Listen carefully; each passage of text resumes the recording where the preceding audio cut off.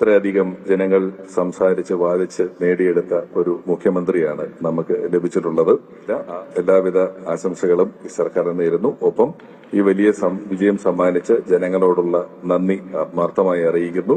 ക്ഷണം സ്വീകരിച്ചെത്തിയ ചലച്ചിത്ര മേഖലയിൽ നിന്നും എത്തിയ മമ്മൂക്ക, ചാക്കോച്ചൻ, വേദിയിലിരിക്കുന്ന മറ്റെല്ലാവരോടും ഒപ്പം ഇവിടെ കൂടിയിരിക്കുന്ന ജനാവലിയോടുമുള്ള നന്ദി ഒരിക്കൽ കൂടി പറയുന്നു. ഏറ്റവും ജനകീയനായിക്കൊണ്ട് നമ്മൾ ഇത്രയധികം ജനങ്ങൾ സംസാരിച്ച് വാദിച്ച് നേടിയെടുത്ത ഒരു മുഖ്യമന്ത്രിയാണ് നമുക്ക് ലഭിച്ചിട്ടുള്ളത്. ആ